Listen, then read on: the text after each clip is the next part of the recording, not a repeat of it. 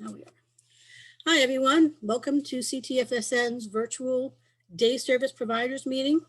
As I said, we're going to have each provider do about a 10-minute overview of their services, and we'll send out a follow-up in the next couple of days. So our first provider, I'm going to introduce myself. I'm Pat Stavola from CTFSN. I'm also going to introduce April DiPolina and Crystal Seiko, who are also from CTFSN. They're going to be your moderators. And if you have any questions, we'll be doing it through chat. And if you're on the phone, you can raise your hand by pressing *9. Our first provider is Amber DeFelice from MARC, M-A-R-C -CR. Amber? Hi, everyone. Hi, can you guys hear me? Yes, we can. Great. I hope everyone's doing well on this Wednesday evening. I'm going to go ahead and share my screen. Let me know if you can see it. Just give me the go ahead. Share screen. Should pop up. Do you guys see it? Hello? I don't see it. No? Okay, let me try it again. No, we can't see it. No, can't see it. You I'm don't hitting- have video activated. Right, but I think you could, can you still share the screen without that? I tried it before. There you It's go. coming now. There it is. Successful. All right, let me hit present. All right, let me just try and exit. Okay, so I'm going to be presenting on day service options, DSO for MARC Community Resources.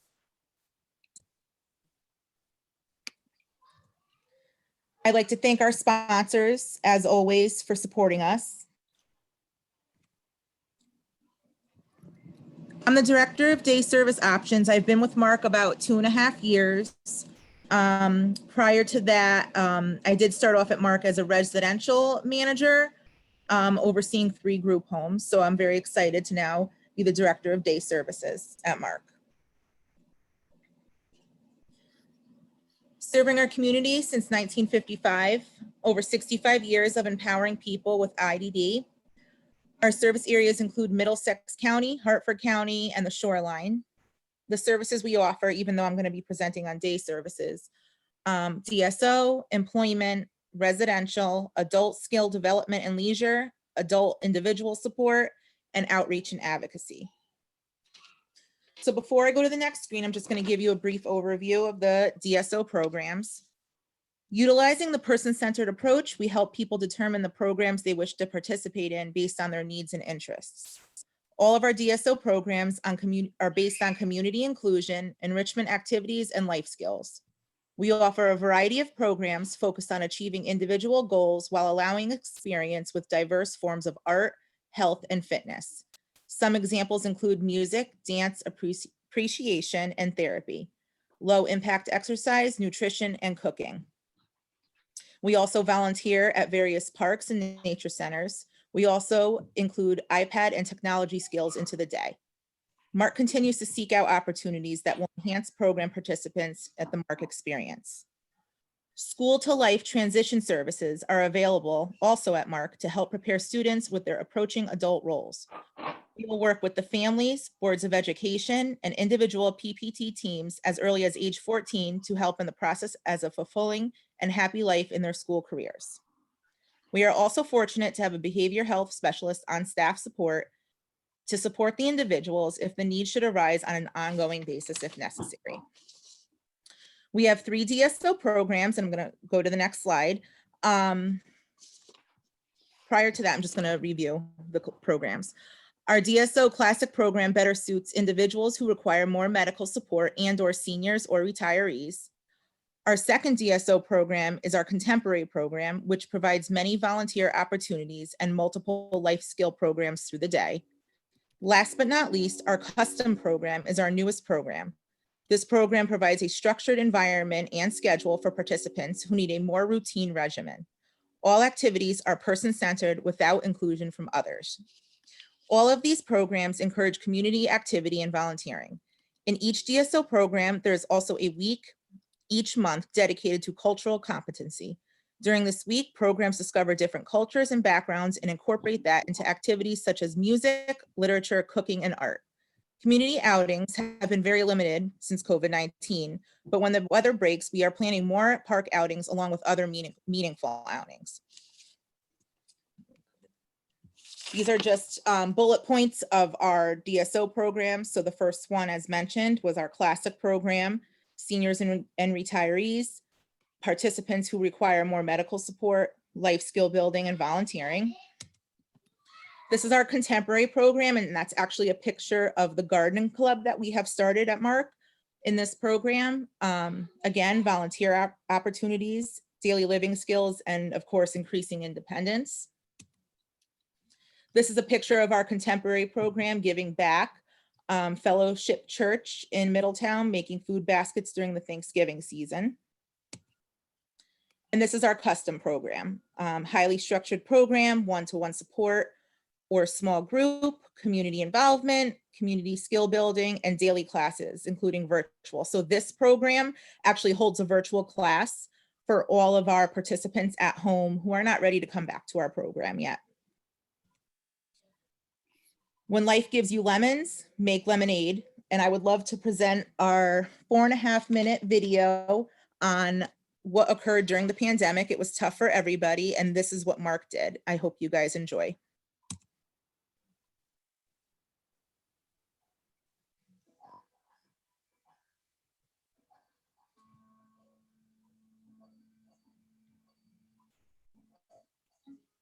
All I wanted was a steady job that paid well, so he could one day have his own place.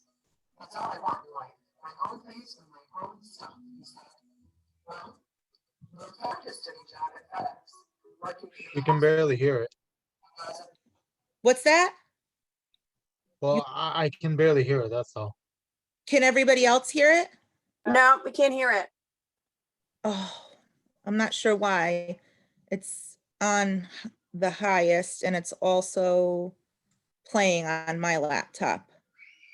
Can you guys hear me? Is my voice projecting? Yeah, it is.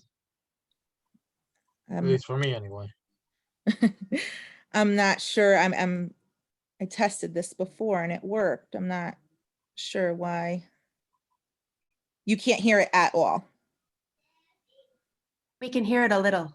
We Yeah, can hear you. It's not clear though. it's not clear. Not clear.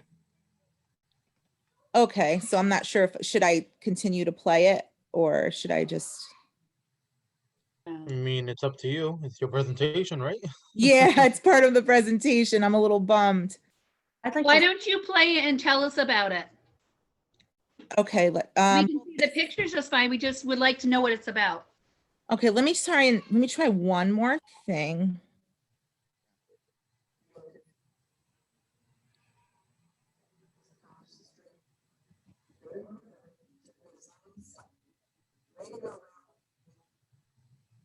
Yes.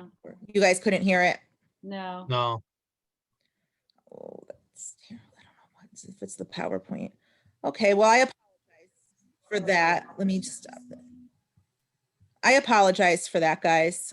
I will not press and I'll just talk about it. So we talked about, oh yeah, I can't even put the subtitles on. This was just showcasing a wonderful slew of videos of what Mark did through the pandemic, starting with virtual.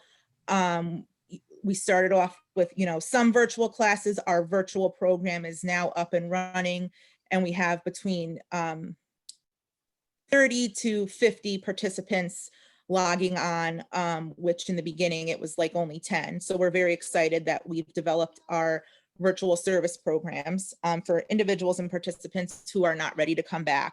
There was some footage in here also of 2 participants who also got a job during the pandemic at FedEx from our employment department. So we were very excited for those guys as well.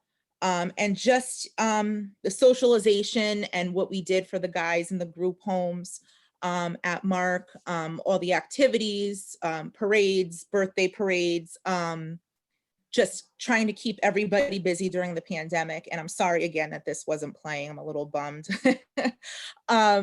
So I'm sorry about that. But that was the video. It was like 4.5, 5 minutes long. So again, I apologize for the technical difficulties. And if you have any questions, you guys can feel free to email me or call me. And I believe Pat said she was going to put something in the chat box for me, the email, Pat. Yes, if you want to, I'll put your email in now. Okay. And if you want to send me a link to that video, Oh, sure. I'll be happy to send Absolutely. that out.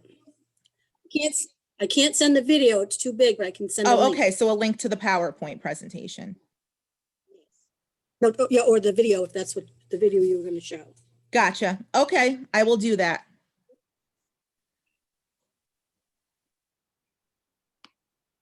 Thank you, guys. Sorry for the technical difficulties. Thank you, Amber. Thank you. Oh, you're welcome.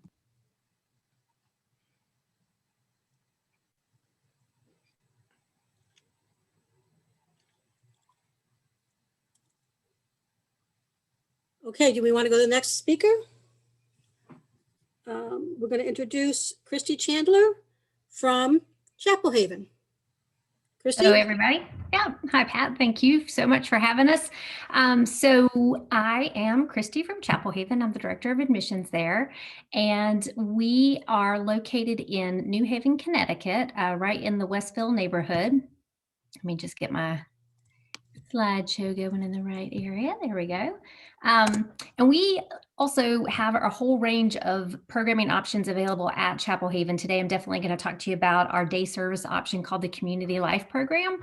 But, wanted to let families know that we have other day transition programs, we have residential programs, we have adult education programs. We've got a really robust offering of online opportunities right now, both with adult education classes and with online recreation. So they're doing some really cool things there. And I know we're not quite back where we wanted to be with people being able to get out and about and do the things they used to. So that can be a nice way to help add some structure and some engagement in. A lot of people ask how we got our name, Chapel Haven. We were founded on Chapel Street in New Haven in 1972. And so the group of adults that we started with, that was the name that they wanted to choose for that. So we moved to our Westville location in 1976. And as you saw from that beginning picture there, we've had quite a bit of work done to our campus lately, and we're super excited about the new options that that's offering our adults too.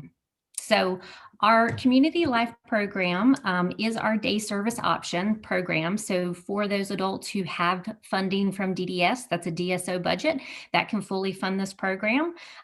Families are also welcome to private pay. And there's a lot of cool things about this program. So one of which is that it is very flexible. So you can be a part-time, you can be full-time. And so a lot of the adults that take part in the Community Life Program do like to kind of mix and match this program with other options, both at Chapel Haven and even other DSOs that are maybe in different parts of the New Haven area. So for example, somebody might do Monday, Wednesday, and Friday from 9 to 12, and then they might do some adult ed classes from 12 to 3 on those days. And then maybe Tuesdays and Thursdays, they're at their jobs or they're at another DSO. So it's nice to have that flexibility. We do not provide transportation to and from Chapel Haven, but once you're at Chapel Haven and participating in CLP, we do provide transportation to and from the different community sites that we visit. And the program really is all about community involvement, doing a ton of volunteering work out in the community. And so you'll see in a couple of slides some examples of that. Because we are a DDS provider, we do have to be mindful of those needs in an adult's level of need. And so typically lawn scores for us are usually not above about a 5 or so. And that's because you can see the staffing ranges that we have there, anywhere from 1 staff person to 6 adults up to maybe 1 staff person with 10 adults. And so sometimes if an adult has, some of those lower staffing ratios or has some safety needs, that might make them not be, a right fit for our program, which is why this is great so that we can learn about all the different options that are out there. We do have wide age ranges, so anywhere from 20s to 60s, but you can kind of see there a note that a lot of our adults are in kind of their late 20s, early 30s. Most of them have diagnoses that are mild intellectual or developmental disabilities. And so you can kind of see some of the examples there, although that's not an exhaustive list. So as I mentioned, the program really is focused on meaningful social and community engagement. And so part of that is helping our adults to develop healthy life skills. So there are some days where they're preparing a healthy lunch together. They're doing exercise, everything from Zumba to walks whenever it's nice out to yoga. They are having a lot of volunteer opportunities out in the community, and you can see some that are listed there. I think that picture that I'm showing is actually from one of the soup kitchens that they volunteer at.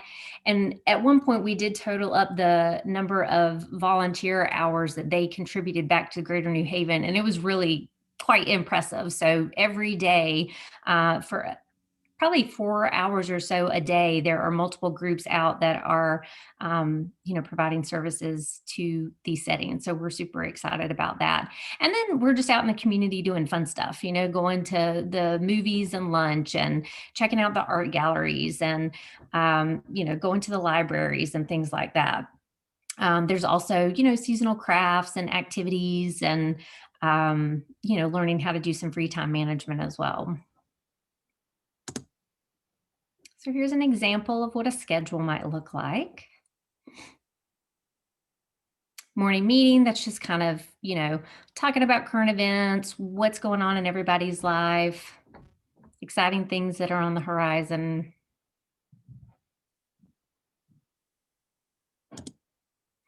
And then just a little tour of our spaces. So, because we are so out in the community, we're not in these spaces for super long periods of time, but we do have a nice multi-purpose room that you're seeing here that's split up into kind of one large main area and then the smaller area off to the right there. And so that's where we'd be doing, the coffee talk and current events and some of the craft activities and things like that. So if you were interested in pursuing any of these options, including Community Life Program, you would start by just reaching out to me. My email is there. My phone number is there. We would chat a little bit on the phone to see what would be the right direction for us to head in. The next step would be asking to take a look at their most recent psychological testing. If they're still in school and have an IEP, that's really helpful to see. If they are a DDS client, then taking a look at their individual plan and their level of need is also helpful. And then from there, we would move through the other steps of the process. So right now, we are doing a lot virtually because we're not quite able to be open up on campus again for people who don't live there. So we have a pretty large residential population that we're working to continue to keep safe. But we've been doing online interviews and having online classes and online sample activities that have helped us to get to know one another pretty well. And I should also say that in addition to the online classes and recreation activities, Community Life Program is also able to be virtual right now for adults who don't live on our campus as well. So that's been a great piece to help everybody stay connected. There's an application to complete, and then that kind of takes you through the whole process there. So be happy to chat with anybody following today. If anybody has any questions, I know Pat will be sending out information. Thanks, everybody.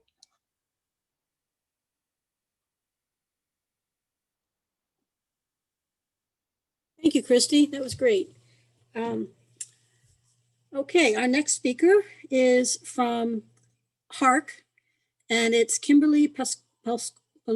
I'm sorry. Alaska, that's I okay. didn't mean to butcher that on you. And Tina Gaspar.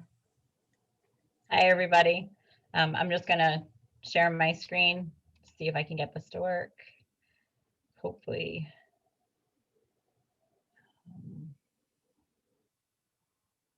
Hold on, let me just bring up the presentation again, just a second.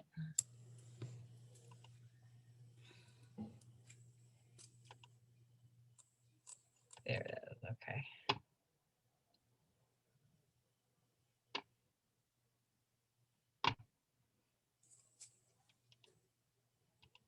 Okay, so hopefully this works now. Sorry about that. Screen share. Here we go.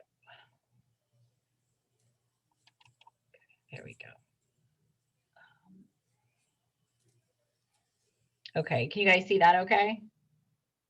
Yes. So HARC is located in Hartford, Connecticut. We were founded in 1951 by visionary parents of children with intellectual disabilities who knew that their children had worth and immense possibilities. They became fierce advocates for their children. They were, a grassroots effort that led to partnerships with generous individuals and corporations to raise funds and create life-changing programs.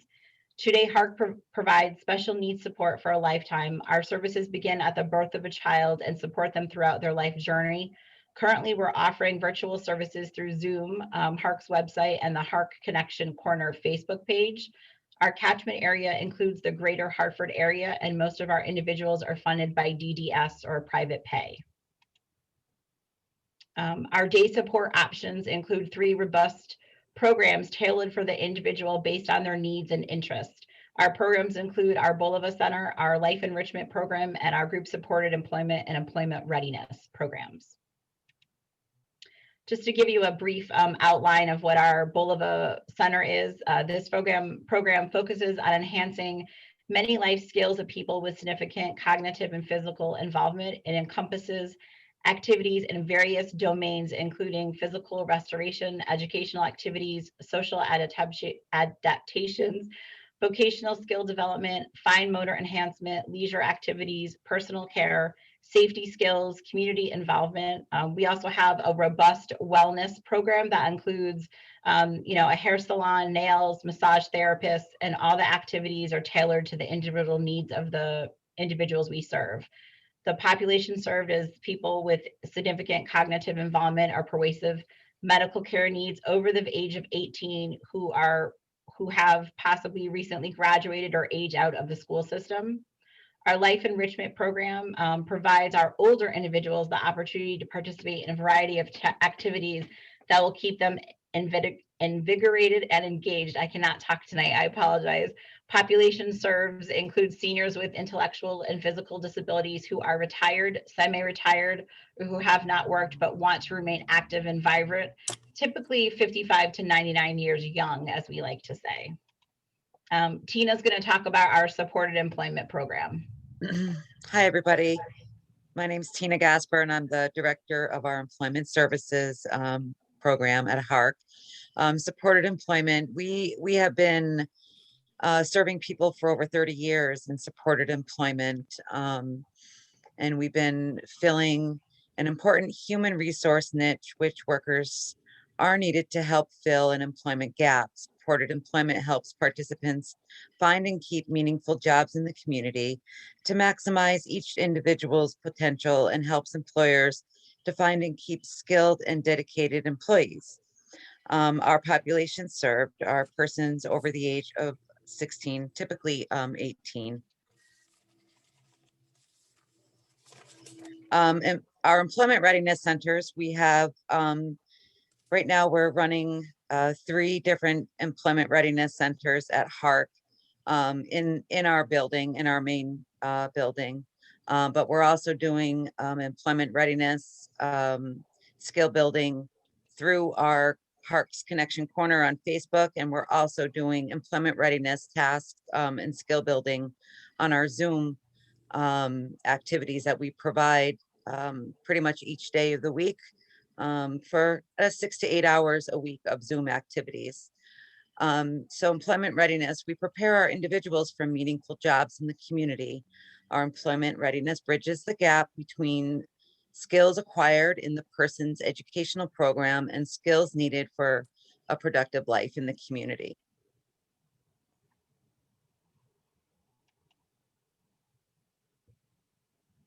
We have several transportation options, including, parents providing transportation to and from HARC.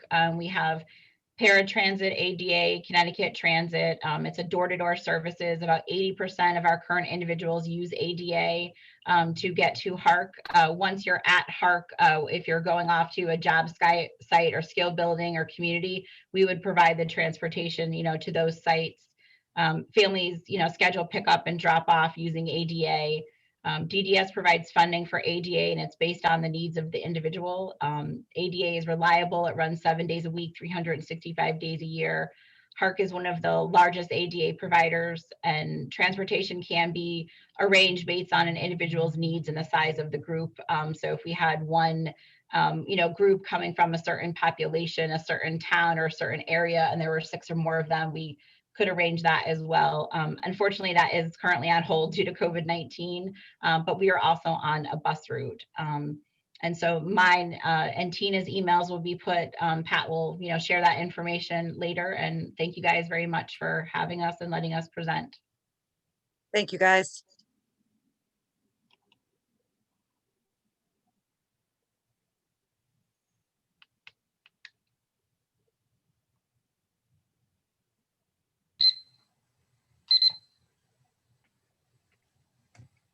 Okay, thank you very much. Appreciate that.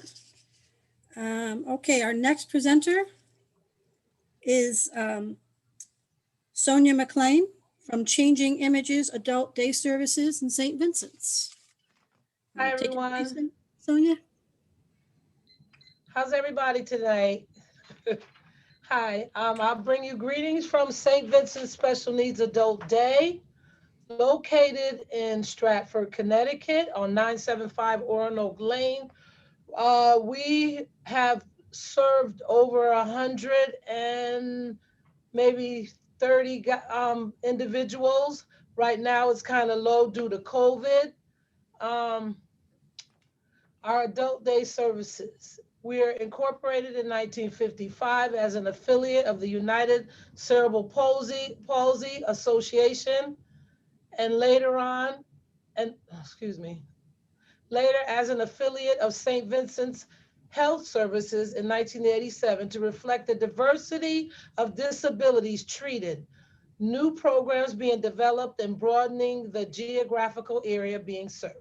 St. Vincent Special Needs serves persons with severe and multiple developmental disabilities residing in Fairfield and Lower New Haven counties, as well as the Lower Naugatuck Valley region. St. Vincent Special Needs Services Changing Images Adult Day program was developed in the 1980s to provide a continuation of services that end upon the students graduating from school at the age of 21. We currently assist approximately 115 individuals from the age of 21 through their senior years at our program site in Stratford.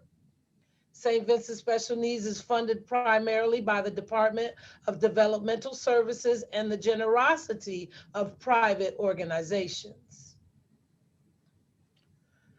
Adult services provide various phases of transition and the opportunity to participate in a day support option, group supported employment, or an individual supported employment, depending upon their abilities and interests. Day support option. This program focuses on maintaining and building improved communication and mobility skills through a planned schedule of activities. They are recreational in nature and involve goals, choice-making, and constructive use of leisure, utilizing community outings, art, exercise classes, music, etc. Participants can work on areas of development such as social, emotional, speech, and language independence with ADLs, such as eating and toileting, gross motor activities, and cognitive stimulation, and learning is supported by instructors and program assistants. Group supported employment. Participants may work in-house or at community job sites. Community workers are transported to various community sites and supported by a job coach. They are given on-site training to perform duties such as stocking, light housekeeping, laundry services, and delivering room supplies. In-house work service participants complete work assignments at our Stratford site, and those may include data entry, laundry services, answering phones, and shredding. They are continuously supported by job coaches and program assistants. Oops, not finished with that. Individual supported employment. Some participants may be eligible individual supported employment. They receive job training, coaching, and supervision, culminating in individual job placement well suited to their skills. They are also provided on-the-job support, but with more independence. Those individuals, we have 2 individuals that one works at Chipotle, and he works there for a couple of hours, 3 times a week.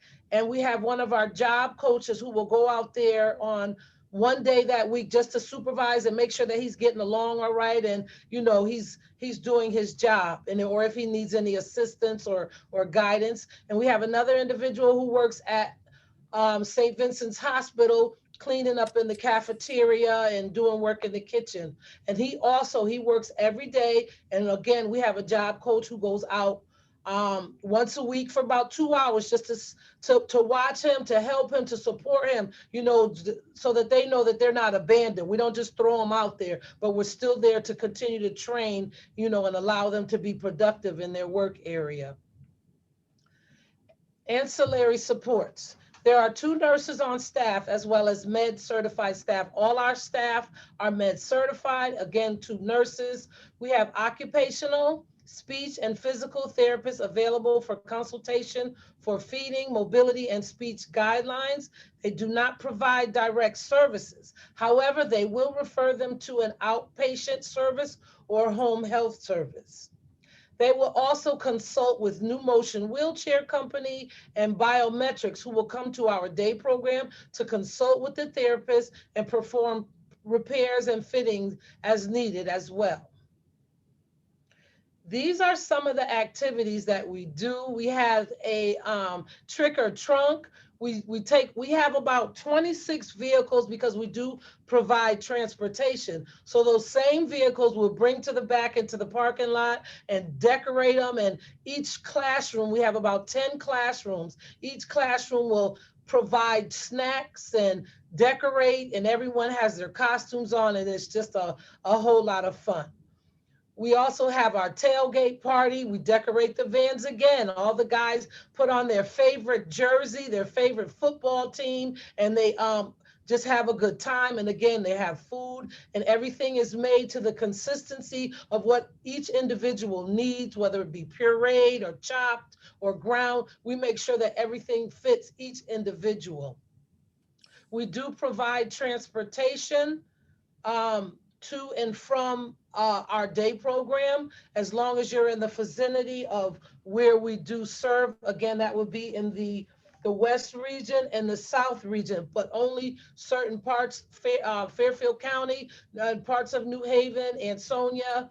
And so that's basically what we do. I think that's the end of my presentation. Thank you very much for listening. Okay, stop sharing. Here we go. Okay. I think that's it. Thank you. Thank you. Thank you.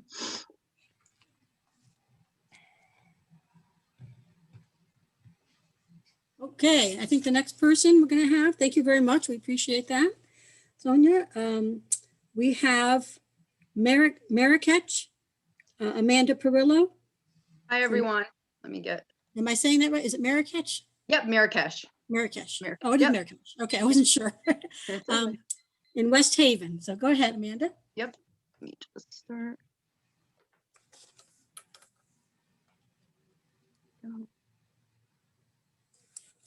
Everyone see that? Hi, everyone. My name is Amanda Pirillo. I oversee the Employment and Community and Employment Services at Marrakech. Basically, Marrakech, I like to say, is a melting pot of services. We range from residential services to day services to homeless. We have the homeless, we have youth services. So I recommend everyone go check out our website. But I'm going to be giving you guys basically details about what we provide services in our day programs. So we actually have 3 day programs located throughout the state. Our first one we're going to talk about is the one in New Milford, Connecticut. So it serves individuals in the New Milford, Danbury, and Newtown area. We do provide transportation. However, you know, we typically in the New Milford Danbury area, but we do have worked with other guardians in the past or residential providers in regards to working with meeting places or, you know, to get them out to the program. Our second program is our Oak Tree Day program, which is located in Waterbury, Connecticut. And again, we serve individuals in the Waterbury, Wilcott, and Cheshire area. And we do provide transportation as well. And then lastly, we have our Island Lane site. So this is located in West Haven, Connecticut. This site is actually broken down into 3 programs, which would be our employment services, our autism services, and our community experience program. So we service the Orange, West Haven, and New Haven area. So again, these are just some pictures of the program sites. Now, I know they look a little, I just wanted to put these in here because due to COVID, we've made a lot of changes since we've opened back up. So partitions, we've spaced things out. So I know it looks a little bland, but we just, you know, we put things in place to ensure that the safety of everyone. And then we have East Street Arts. So East Street Arts actually is an art studio, and I recommend everyone go there to check it out. We do have a storefront. So basically what East Street Arts is, we have individuals that attend there, and they there's 2 programs. There's our caning program where they participate in caning the chairs, and there's also the art studio aspects of it as well. So during at the East Street Art Studios, basically whatever is sold, the individuals make a profit of it, which is great. And even let's say the individual comes up with a certain pattern, they actually receive patent rights from that. So anytime that pattern is utilized, they're making commission on that. So I'm just going to go over the supports that we do offer. So basically we offer DSO options, which is day support options. This is offered at all 3 of the program sites. So basically we offer in-house activities, music therapy, art sessions, sign language, gardening clubs, social clubs. We had, of course, like many of us, pre-COVID, you know, we were out in the community constantly, but we've had to adapt and make changes. But, you know, so some of the community outings are limited with the weather permitted, of course. But once it starts getting nicer out, we plan on, you know, getting creative and having our guys go back out in the community. We have volunteer opportunities, Meals on Wheels, Master Manna, Fish of Greater New Haven, which we've been able to continue through some of them through the pandemic, which is great. We have our GSE, Group Supported Employment. So what some of the jobs that we have through our Group Supported Employment, we do have our cleaning crew. And we have a snack shack at Island Lane, which we actually transitioned into a mobile mart through the pandemic. We shut down our day programs for a couple of months, and we would have some of our guys go around and driving over to some of the group homes and having a mobile mart, simple things, arts and crafts, crayons, things like that for the participants to purchase. And we also offer, when the individuals are not working, we offer employment readiness classes. And then we have our individual supported employment. So basically what we do is we support our individuals that are within their community working. So some of the places that some of our guys work at are Old Navy, Target, On the Border, the movie theaters, Sacred Heart Academy, Stop and Shop, and ShopRite. And then of course, virtual day services. So when our program shut down for a few months, you know, we offered virtual day services, and we continue to do so. And it's actually been a great success. So services are offered Monday through Friday, 10 a.m. to 3 p.m. So we offer music classes, health and safety classes, social club, arts and crafts activities, virtual field trips, and more. Each session is instructed by a Marrakesh Day Program instructor. And what we have every week a schedule goes out with different activities that are going to be offered. And we also drop off weekly supply packages that are delivered to the front of each of the participants' door. And then, oh, I don't know what happened. Sorry about that.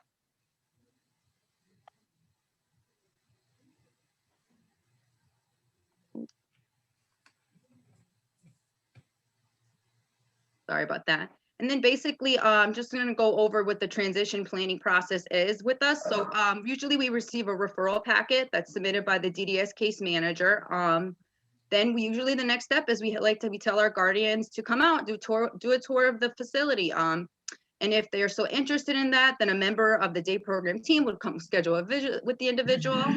If the individual or the guardian decides they want to move forward with services, the team will meet to discuss what would be the appropriate transition for them. That process, of course, looks different for everyone. We have some individuals that, you know, they may need a month or 2 to come in and do a couple of visits. We have some guys that are like, you know what, cold turkey, I'm going to start services come the beginning of the month. A transition meeting will be held with the individuals and a start date will be determined.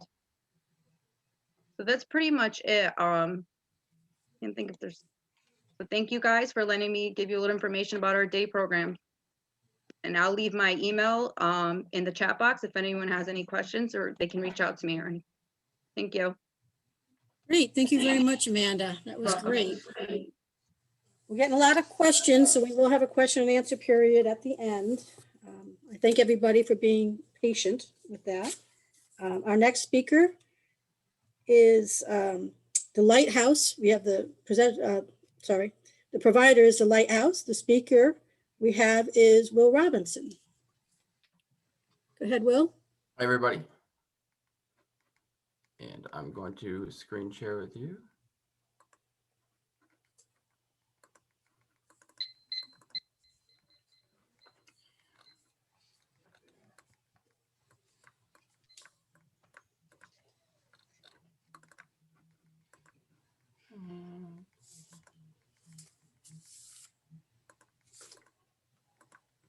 All right.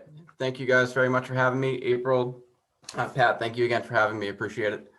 And hope you guys get to know a little bit about the Lighthouse. So we are the Lighthouse. We are located in New London, Connecticut. And we've been in operation for many years, since 1992. So we have many different types of programming. The one I'm going to be speaking about today is our day service option, but we do have an employment training program, which is designed to be able to have our individuals develop the skills that they need to be able to be competitively employed in the community. Some of those skills are, restaurant work, trades, maintenance, and we also get into some retail and hospitality. So it's a 3-year program, and people develop those skills. Once they graduated the program, we would expect that they are competitively employed, and then they have tiered support throughout that time. Part of our day program as well is our LaVecta program, and LaVecta is for individuals on the spectrum, the autism spectrum, and those individuals may or may not be college ready. They're learning independent living skills, how to live on their own, how to work out conflict with roommates, how to get jobs. That's also funded by the school systems as well. And then, as I said before, we have our DSO program, which is what I'm going to be speaking about today. So we are funded through the Department of Developmental Services, and we're also funded through our school districts. We are located in New London. However, we do serve the North and the South region. We're just getting into the North region now, but predominantly we are serving the South region. So through that, where we reach a whole bunch of different types of people in a whole bunch of different areas. And we used to be actually in Groton, and we moved to a new program space. It's a 10,000 square foot facility that we've been sort of outfitting now for the effects of COVID-19. I'll show you guys a little bit more as we go along. This program space has smaller rooms, which is good for, more functional activities instead of a bigger open space like some programs have. So that's my friend Mike. He's got his gloves on. So what we offer an 8-to-2 program. We offer transportation, community-based activities. We're still doing community-based activities, but on a much smaller scale, like most other people, most other agencies due to COVID. We also have a vocational training program that's still going on. School transition services. We offer nursing, full-time nursing, pretty much. OT services, and we have a sensory consultant on staff. We have transportation. We don't have a transportation department, however. So each individual that gets picked up is actually picked up by a day program staff who knows them very well. So I think that is absolutely a plus, and our fleet is growing. But we are a small program. We service about 35 individuals at our day program. So comparatively, it is very small, but I think that the smallness of the program really, we really get to know each other very well. Our staff and our participants really know each other extremely well. So we're able to get out. Like I said, there's a lot of different activities that we do. Right here, you see some of our participants relatively recently at the Mystic Aquarium. Some of our participants go out to eat lunch. We try to do that weekly, but now with COVID, we will tend to order in, which is fine. And everybody does that now. basically our programs are really customized to the individual. So we identify the individual's interest and we really try to pair them up with the staff and the other participants that share the same interest and can relate. So we've gone and cut down Christmas trees. We've gone to aquariums. We've gone to museums. We've gone to plays, baseball games. We do bowling. Our local radio station came out and they did a music session with us, which is really cool. So we're very lucky to be so embedded in the community. New London's been great to us, but not only have they been great to us, but our other local communities have been excellent. Niantic, Stonington, a lot of the areas around us have been really receptive to us in the community. Like I had mentioned before, we offer vocational training opportunities for people who want to get back to our community and to gain skills for possible employment. This is actually the Lighthouse Works program that I spoke about earlier, the ETS. We work at a bed and breakfast and we have transferable skills then to when we work in the community at various hotels. And this is one of our crews also at a community garden, and all the proceeds of the community garden go to the United Way. I wanted to share with you what our program space looks like now. With COVID, we've really had to adapt and we've invested in on-site programming. So we have our sensory room, which we're expanding. We have our iPad, our area down here, as you can see. We have our sensory area. Again, we have some of our reading and iPad areas. We have our salon, workspace, and everybody's using technology as they can. And that's Mike again. So as I spoke about before, we have an on-site nurse, an LPN, and then we have our OT specialist who also does sensory screening. So they're able to devise plans for individuals and then train staff on all the procedures and policies. So our response to COVID-19, like everybody else, has been pretty extensive. We've had our reopening plan that was approved by DDS, and we understand the needs of our participants. So we've invested, like as I said, in some exciting new in-house activities. So as you can see, we have our Zoom. We do Zoom meetings every day. Our staff and participants are able to engage that way. We also have the sanitizing stations that we have to, go through like everybody else. We wash our hands. Our staff are always wearing masks as everybody is, and we encourage our individuals to do so as well. But what makes our program run is our staff. That's our executive directors on the right. He's involved every day. Our operations manager there is wearing the Santa hat, and we have our bookkeeper over there and our maintenance man who's, that's what makes our program so special, is the investment that our staff has. That's about all I have. Thank you guys for indulging. I'll put my email in the chat as well. Thank you. Thanks, Will. Thank you very much, Will. Okay, moving right along. We have Mark, Connecticut, or Mark CT from Manchester. We have Lindsay Sedera and Marianne Porter. Hi, thank you so much for having us. You're welcome. All right.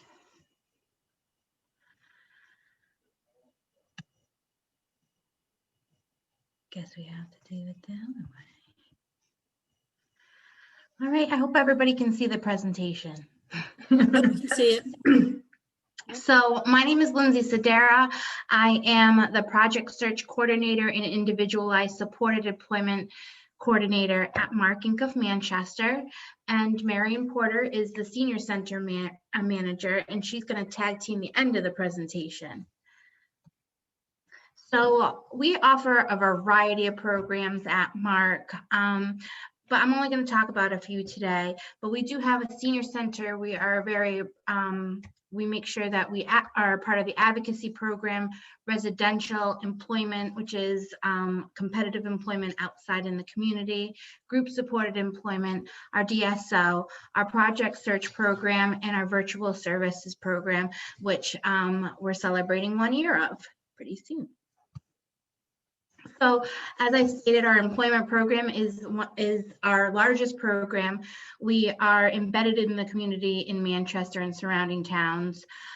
We work in a variety of employment settings. Again, we have group supported employment, but we also support our individuals who have competitive jobs outside in the community. So I started this project with my two directors 3 years ago. It's called Project Search. It's a national program. We're very proud of our program, of our Project Search program, that we're expanding it to another site. So Project Search is a 9-month internship program that helps young adults with disabilities transition from high school into adulthood and into a competitive job. We do this by having a host site where we do 3 internships each 10 weeks. And then we find jobs for these interns after they graduate.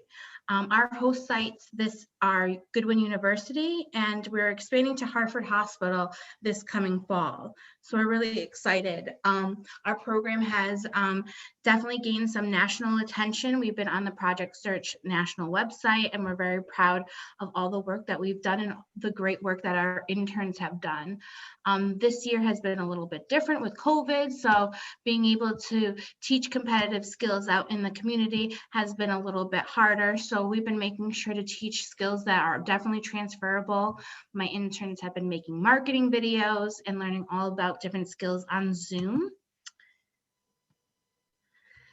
And that's where my old graduate from last year at Project Search is now part of our virtual services program, and she literally has a paid position doing our virtual services. I'm going to let Marion Porter take over at this point because she's one of the managers involved in virtual services, and she does a great job. Well, thank you very much. Thank you. So in response to the pandemic, on March 23rd, Mark closed and began offering virtual services to our people served all day long. Staff from every department stepped up to offer all sorts of engaging and educational, entertaining shows. You know, I kind of like to think of it as we're almost running a television network on Zoom, if you will, you know. And so another thing with these shows that we're offering is they're also used for billing, okay? And this is where our recent grad, you can see her down there. Her name is Lacey. If you look right under virtual service, there you go. Yeah, the cursor is all over her. She is, as I said, a recent grad of the Project Search, was heading off to a wonderful job at Voya. And boom, the pandemic happened, everything closed. We started with the virtual services. And so if you're going to charge billing, you have to take very, very, very good attendance. And so Lacey takes the attendance for every single show. It's a huge job. Trust me, when she's been out, I've had to do it. And oh my God, all day long. We'll have. I had to do it today, Marion, and it is a big job. Yes. But we'll have like up to 20 people for each show that we have. But it's been a great thing to, perfect. So what we have, if you see, our people served can go right onto our website. This is the page that they land on. And, you know, they click on whichever day. So I'm just going to show you what we had this week. If you'd like to move to Monday, look at that. It's just, it's amazing with the content that we have, you know, even up to a bedtime story. So, you know, they're waking up with the Mark Morning Show here Tuesday. One of the things that has happened is our people served watching these shows expressed a desire to host their own shows, which I think is so unique. So here's our Lacey again. She, like I said, takes all our attendance, works for us, lives on her own, and has a show called Life with Lacey. You can see at 11:30. Wonderful, wonderful topics on living on your own. You know, very, very well attended show. Here's Wednesday. We have some mindfulness things going on. We have breathe, relax, and talk with Dawn, very mindful. We have positive talks with Johnny, some very important things that have kept everybody going through the pandemic. Here on Thursday, you'll see there's two gals up there, Kristen and Kimberly. They have the K&K show, a wonderful, wonderful talk show on a lot of real upbeat topics and health tips. Fantastic. And so here we are Thursday. There we have two other of our ladies, Jody and Sally. They do a show called Chat and Craft with Jody and Sally.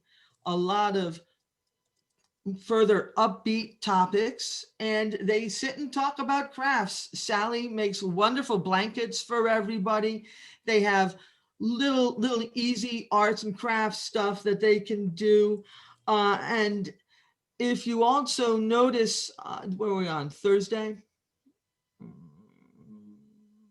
If we, well, This is Friday. Friday. Okay, go back to Thursday. Go back to Thursday, because what's really, can you go back to Thursday? Yes. All right.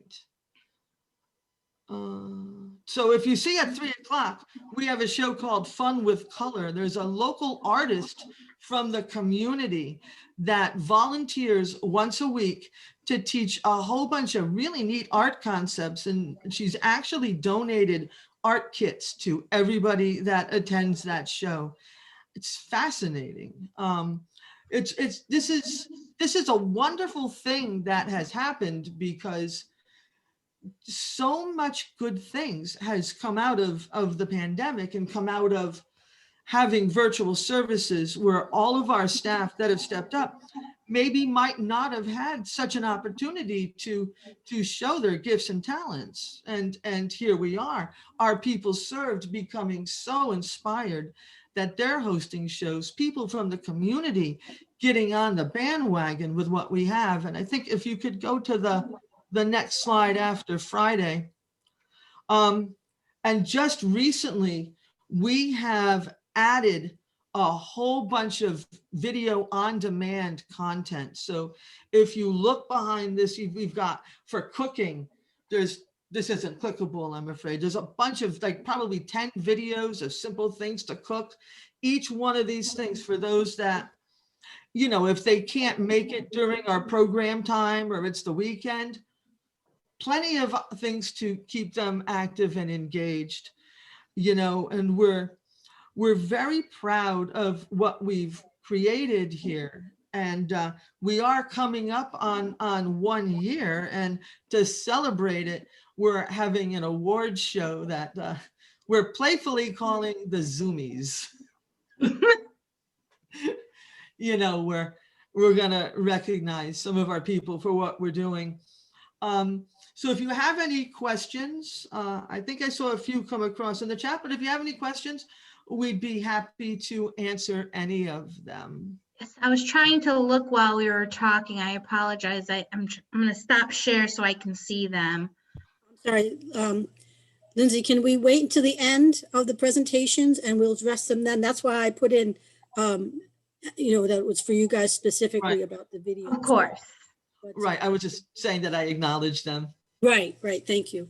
Thank you. Are you guys all set, or did you have? Yeah, more? we're all set, I think. Thank you so much for having us. Thank you very much for allowing us to share what we've created. Thank you very much. Thank you. That's wonderful. I think those videos are fabulous. Okay, our next presenter is from Ben Haven, Lisa Jones. Welcome, Lisa. Thank you. Let me try to share my screen here. And there we go. Did it work? It is on my end here. Okay. All right. Thank you. So obviously I'm Lisa Jones. I'm currently the director of Ben Haven Career and Transition Services. I have worked at Ben Haven for over 37 years in various different capacities. Currently, our transition program is located in Wallingford on Church Street. And so let me tell you a little bit about what we are doing. And I can't see. So let's see. Actually, it's fine. I don't need to kind of see this.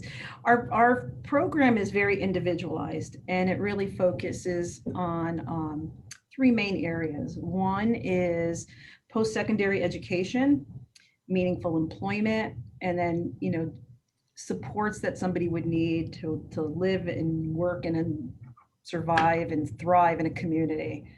We provide services for school-age students, 17 to 21, but also post-secondary adults or post-secondary students and adults.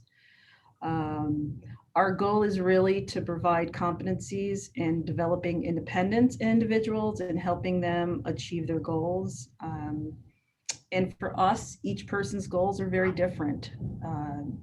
Each individual, when they come to us, has different wants and needs and desires. And so we really build their program around what they need to learn, what they need to get out of it, and what they love to do.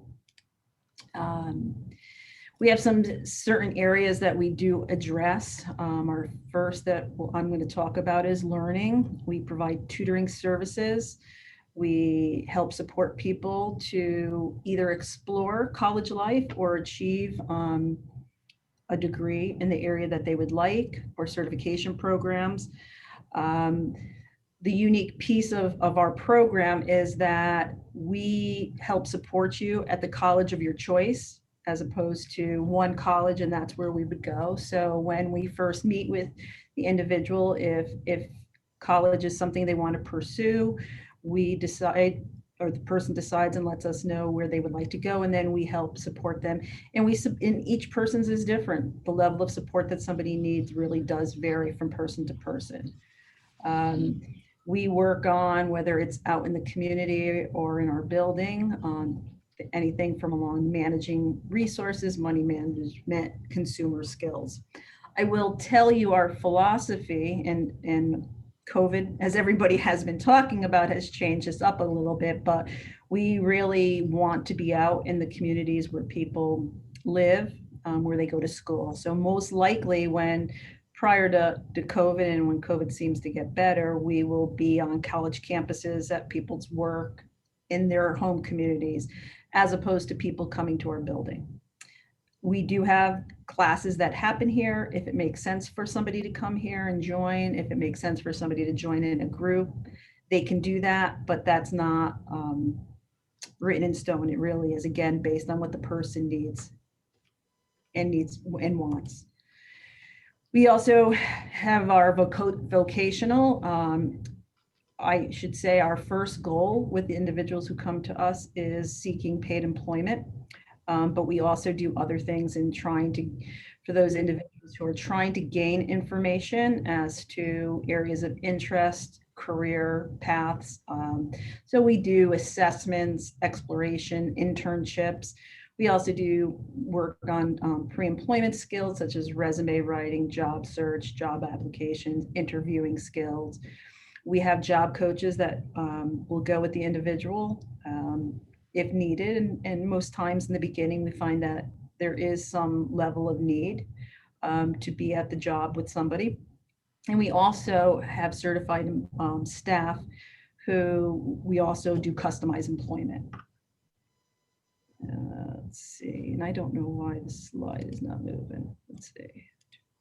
Of course, most of our individuals, social is really key, and sometimes is a major area of what our individuals need to gain some exposure, some experience, some improvement in, and things that we do in those areas besides communication is recreation and leisure, personal independence, establishing relationships, conversational skills, all those things that as we're trying to get people as they're graduating or are moving on, or just, trying to develop new relationships, being able to be proficient and much more skilled in that area.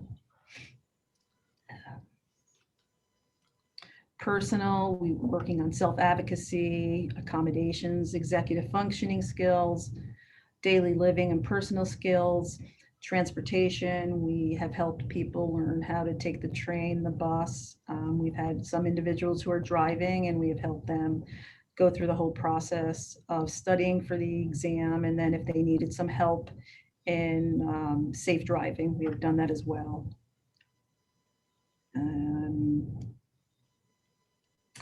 That is really like a basic skeleton of what we do.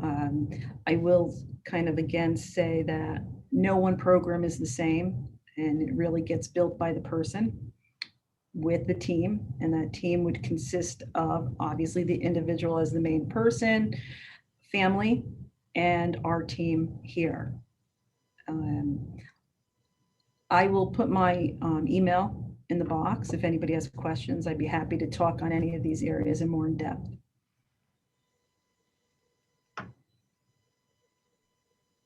Great, thank you, Lisa. That was wonderful.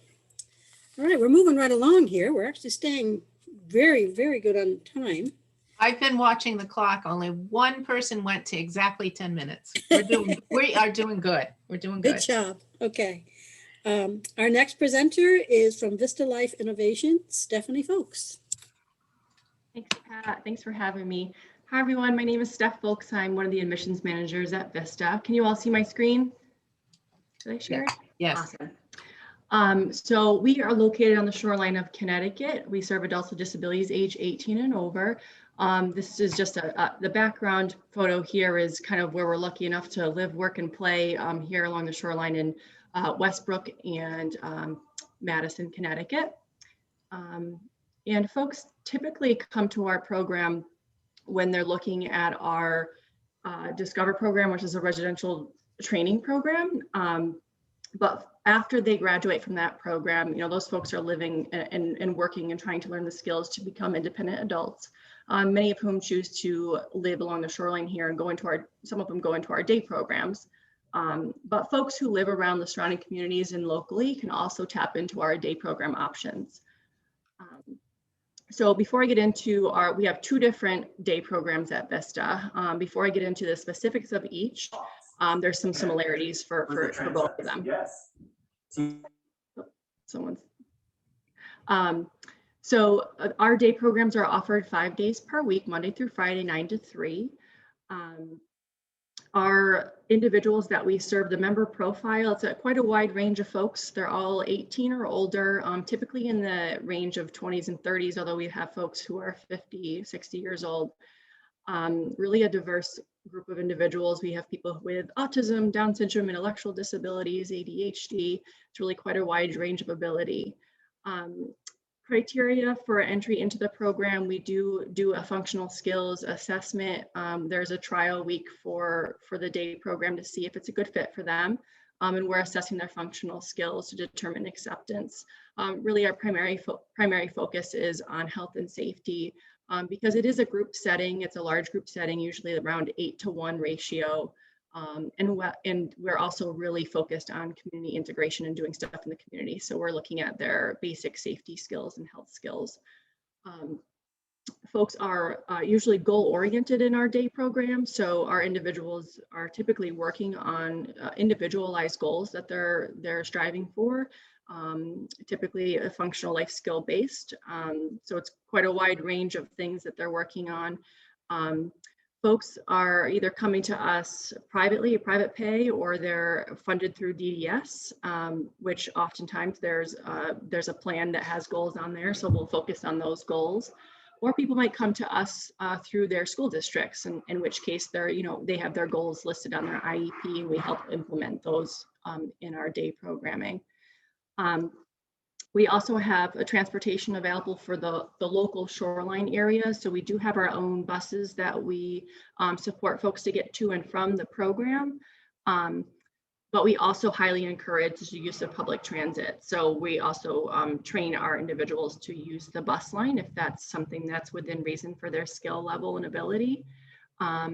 And while we're based in Madison, Connecticut for our day programs and typically serve people from like Guilford to Old Saybrook, we do have folks from other towns and surrounding towns. We've got one individual who comes down from Wallingford. So if the family and their support team can figure out transportation, we're happy to have them. And of course, with COVID, the virtual options have really expanded who can join, because we are open 5 days a week in person, or 4 days a week in person, sorry, and 5 days virtually for both programs currently. So this picture down here, I just wanted to highlight, these guys are doing chair yoga in Body Karma in Clinton. So we have a lot of great partnerships in the community, and this is one of the fun fitness activities that folks choose to go to in our Connect program. And over here, Amanda is enjoying one of our Connect Through Art days where she's working on one of her own pieces. I'll get more into that in a bit. So if folks are interested in our program, I have our contact information down here.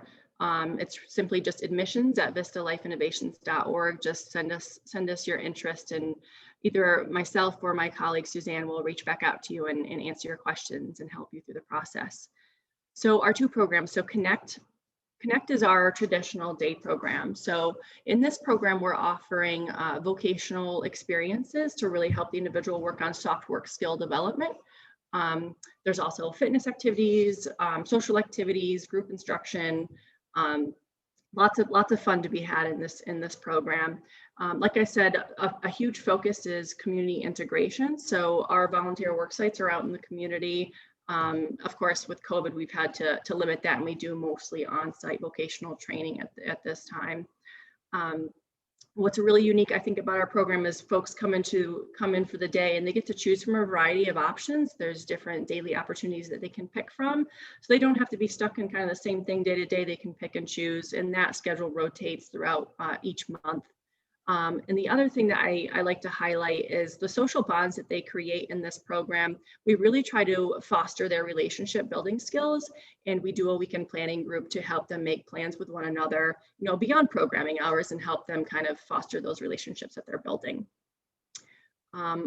So a day in the life at the Connect program. I just have a couple pictures here to highlight what we do. Our home base in Madison, this is the home base room. Again, a lot of it is community integration, so we're out in the community quite a bit. But when we're back on home base, this is where they're at. This is a picture of kind of a socially distanced, wearing our mask and following our CDC guidelines safely here for an in-person class. We've got down here, we've got an individual who was involved in a scarf making project. So we do a lot of fun arts and crafts. We've got folks enjoying a Connect Fun virtual session with one another. These guys are doing a fitness activity. There's a lot of dancing involved in the virtual offerings that we have to get people up and moving. And we also do a lot of just kind of continuing education around just knowledge with fun, like science experiments and cultural, increasing our cultural awareness. This young woman's actually making a lava lamp. So they learned about how that, there's chemical reactions that go on inside the lava lamp. So lots of fun, different offerings. The other thing I'd like to highlight about Connect is we have a lot of member-led offerings. So we really encourage individuals to take their interests and their hobbies and share it with their peers. And that's quite a wide range. Anywhere from, we have a coping skills group. There's a young woman who just loves coping skills, and she offers a group where she shares different coping strategies and things that work for her, and the group discusses what works for themselves and all different types of things for coping skills. And then there's also a young woman who loves Disney, and she does a travel group, and it's all focused on Disney. What's the new ride? What's the new attraction that's going on at Disney? And that's obviously a very popular one. So member-led groups is really a great thing in the Connect program. Community integration, just to give you a taste of kind of the range of what we do. So we've got a community cleanup group. That's a way to keep them integrated into the community and give back to the community and clean up their local surrounding environment. We've got random acts of kindness group. So we like to give thanks to all the folks who support our individuals in our Connect program. So these guys surprised our Wilcox Energy partners here in Westbrook with a bouquet of flowers, just to say thank you for all the support they give our members. We've got Casey up here who is holding some cards that were made for our Apple Rehab. We usually go to Apple Rehab before COVID, but we weren't able to, so they made holiday cards for them, which was really sweet. And then we also have a great community garden at the YMCA. And it's just a wonderful group activity that folks choose to go to everywhere, for everything from planting and taking care of the garden, all the way from culling the garden and pulling up what they grow and then bringing it to a local shoreline food pantry. So it's a wonderful process for them to go through. And then lastly, of course, we like to have fun. So there's a lot of outings out in the community to like museums. We do a lot of holiday festivities. So we've got this young woman is making eggs around Easter time. I think one of the best things that our members, that's been going on for like 15 years now, is something called our holiday hoopla. So they're doing a ring toss here. Really cool holiday event that the members actually plan themselves. They often make crafts and things for their loved ones around the holidays. It's also just a great time for them to connect before many of them actually travel home and visit with family. Oops, I'm trying to back up out of here, sorry. So that is our Connect program. And then our other program is all arts focused. So that our Connect Through Art program is really focused on creating and exploring their artistic expression. It's for people who really like to paint and draw. This is a calmer environment. It's a smaller environment. You can see here the studio, just a few folks that are working on their projects. It's guided by an art instructor, a very talented art instructor who's helping them really learn different art techniques and improve on their skill. So when they come in for the day, they can be working on a project that's individualized, or they can be working on a group project. We do a lot of big scale community projects, which I'll share with you in a minute. And the coolest part about, I think, Connect Through Art is their opportunity to really sell their art pieces. So many of our individuals are making an additional form of income by putting their stuff in galleries and selling their artwork, which is really exciting for them. We also have a storefront in Madison called Creations, where we sell cards among many other nice gifts. It's a nice gift store, but the cards have their art pieces on it, and every time we sell one of those, they get the proceeds back to that as well. Down here we have a picture of a virtual, so we offer virtual art programming, which has been wonderful. So Samantha here is the art instructor, and she guides our students and members to create pieces of art, and they've really created a lot of great stuff throughout the pandemic. And I just want to lastly share with you the large collaborative art pieces. They're just really, really impressive. These are things that we put out throughout the community or sold in auctions that we had for Vista. This mural here is at Yale New Haven Hospital in the psychiatric ward. So it's very large. I think it's like 16 by 20 feet. And Samantha guided the members. We were contracted to beautify their garden, and they did an excellent job. I really personally love this one. It's a New York City themed one for our silent auction we have in New York City every year. So this is like a giant, very big panel piece. It's actually made of 3 large panels. We had one for our celebration, our 30th anniversary with the butterflies. Yep, I see you, April. And lastly, we have the Tree of Life, which we had posted at our Westbrook Library. So we really try to integrate into the community and share a positive awareness about our students and members and their abilities. It's really, really awesome what they can do. And that's pretty much it. In terms of admissions, oh, I'm sorry, I'm bopping around again. In terms of admissions, what we require is, of course, an application. There's paperwork involved. And we do currently a virtual meet and greet to meet up with the individual. And then we do require a trial week, whether that's virtual or in person, for the individual to try it out before we make a determination as to whether they're a good fit or not. So thank you again, everybody. Our contact is listed here at admissions@vistalifeinnovations.org, and I look forward to hearing from you all. Great. Thank you, Stephanie. That was great. Lovely artwork they've got. Thank you. Yeah. Okay, our next speaker is from UCP of Eastern Connecticut, and it's Christine. And Christine, I'm going to let you say your last name. It's Christine Olbreeze. Hi, thank you for Olbreeze, having me. Hope everyone's doing well tonight. I'm just going to share my screen and bring up my presentation. So I'm from UCP of Eastern Connecticut, and I'm here to talk to you tonight about our employment and day services that we offer. So a little bit about UCP is that our mission is to advance the independence and full citizenship of all the people that we support with disabilities. We were established in 1949, so we've been around for a while. We support adults across their lifespan. We support children, students, and adults in southeastern Connecticut across the shoreline and up through the Danielson area.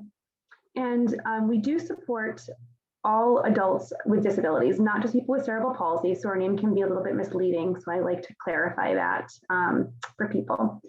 And the primary focus of our services is individualized services that are really based on the choices that the individuals make for services. We have community-based and site-based programs as well. Our site-based programs are in Old Saybrook and Waterford, and those are our DSOs. We have, the first thing I'd like to talk about is our student transition service. We support students who are aged 18 to 21, and in our transition program, students learn vocational skills through individualized community-based volunteer sites and internships. And in the past, students have volunteered or interned at places like Subway, the Otis Library, McQuaid's, the local restore, the Habitat restore rather, and they're personalized. We had one individual who was very interested in working out and exercising, and so he did an internship at a local gym. We helped develop that for him. We provide skill assessment inventories and career assessments for students as well to help them explore what their interests are. A lot of people come and they don't know, so we help them experience different opportunities in the community and do some assessments to figure out what their interests are. We work on money management, soft skills development. We do transportation and travel training as well. And we have an assistive technology center that actually provides services across the agency to help people with adaptive tools or assistive technology to be more independent or to just have more ability with their daily living skills. Our next program is our individualized employment services, and that supports adults aged 21 and over, and it's one-to-one, it's individualized. Our CESP certified employment specialists work with the individuals to help them do career exploration, career planning and management. We help them interview, apply for interview, and then hold down a job. And we give them support throughout the entire job search process. We also have our 2 adult day programs, and our community-based programs really focus on socialization activities, community engagement with recreation and leisure opportunities, as well as volunteering and skill building. Our on-site programs in Old Saybrook and Quaker Hill also utilize assistive technology. We focus on self-advocacy, working on helping people enhance their communication skills. We do work prep activities, recreational activities, like to have a good time. We have fun and instructional classes. And part of our day programs on site in Old Saybrook and Quaker Hill is that our use of assistive technology is incorporated with making choices for what people want to do every day. So we have a monthly calendar the individuals develop based on their interests. And then every month, at the beginning of the month, individuals choose what they want to be in for the month or for the quarter, depending on what the activity is. And then they choose that and they use assistive technology to make those choices if they need to do so. So we really try to incorporate assistive technology as well. The other program I wanted to talk about is we are also, like Lindsay at Mark, we are a project search organization. And so I wanted just to let everyone know that we also are a project search member. We have it's a 9-month-long unpaid work experience internship program. And the next program begins in August and runs through June. And this really is ideal for people whose goal is competitive employment, but they're not quite there yet. And they gain employment skills through 3 internship rotations at our partner site, Mohegan Sun.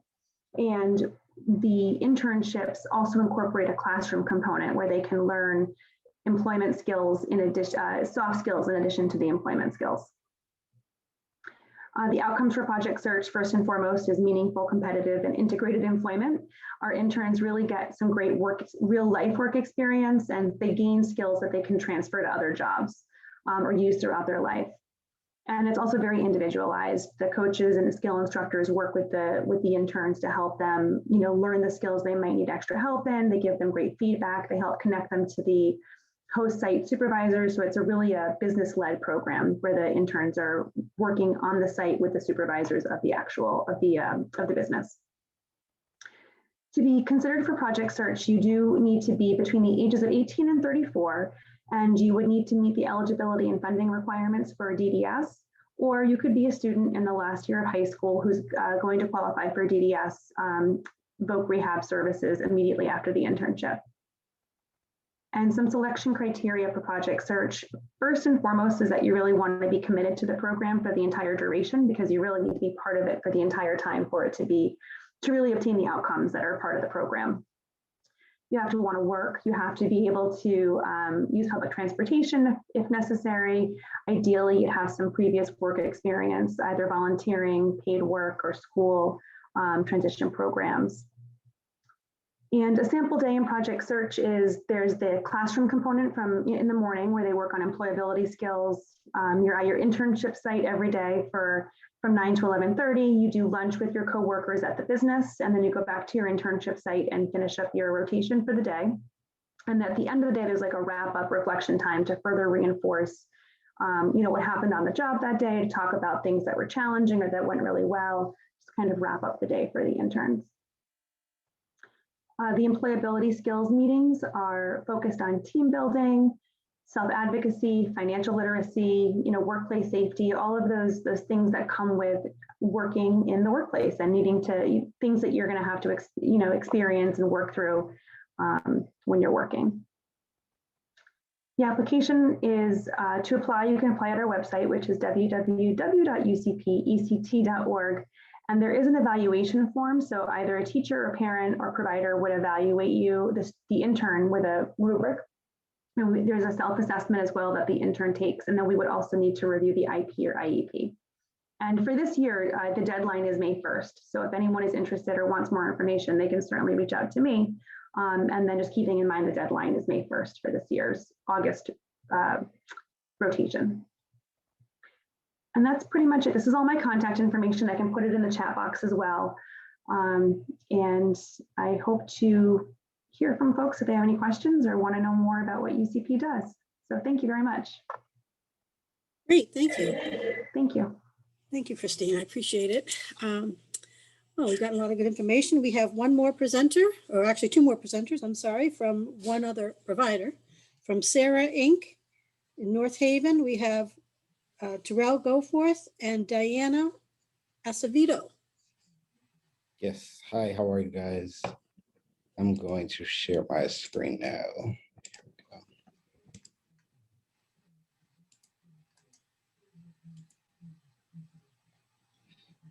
All right, so welcome. My name is Terrell Goforth. I'm the Director of Enrichment Services at Sarah Inc. And tonight I also have Diana Acevedo, as was already mentioned. She is the Community Supports Program Manager here at Sarah as well. Our mission at Sarah is to enhance the skills and enrich lives of individuals with differing abilities. Sarah started back in 1957 with 3 families who joined forces to create resources for their children with intellectual and other disabilities where there were none, and to be a voice of those who could not speak for themselves. Their innovative vision is the foundation of which Sarah continues to build every day now. So right now, we kind of service across Connecticut from the New Haven region to the Middlesex, New London, and Windham counties. So now we'll jump into some of the programs and I'll have Diana take over from here. Hello, my name is Diana Acevedo, as Terrell mentioned, and I am the program manager for community support. We do have 2 programs in community supports, but I'm going to highlight one of them, which is Idnv, or Individualized Day Non-Vocational. So the Idnv services are provided one-to-one, so one staff, one individual, and typically we meet outside of home. So staff would go to pick up the individual wherever they need to be picked up, whether it's from their home or from their work, or if they have another program that they go to during the day, we may provide some services afterwards. And this